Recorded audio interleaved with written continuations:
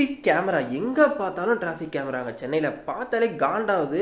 அது மட்டும் இல்லாமல் வந்துட்டு இவங்க டேரெக்டாக வந்துட்டு ஃபோட்டோ எடுத்து பேங்க் அக்கௌண்ட்லேருந்து ஃபைன் எடுத்துக்கிறாங்க. அது எப்படி நம்மளோட பர்மிஷன் இல்லாமல் நீ ஒரு பில்லு மாதிரி ஒன்று கொடுத்தீங்க, இதுதான் ஃபைனுப்பா அப்படின்னு சொல்லினா கூட பரவாயில்ல, டேரெக்டாக ஃபோட்டோ எடுத்து டேரெக்டாக என்ன கேட்காம எப்படி என் பேங்க் அக்கௌண்ட்லேருந்து எடுத்துக்கிறாங்கன்னு எனக்கு புரியல.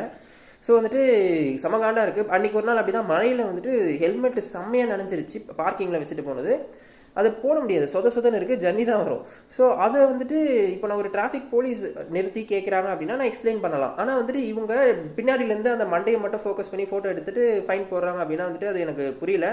ஸோ நார்மல் சிசிடிவி கேமராவை சொல்லலை, சிசிடிவி கேமரா வேறு மாதிரி இருக்கும். இப்போ எனக்கு பின்னாடி இருக்குல்ல இந்த மாதிரி டப்பா கேமரா, ஸோ அதுதான் அது என்ன ஒன்றும் புரியல.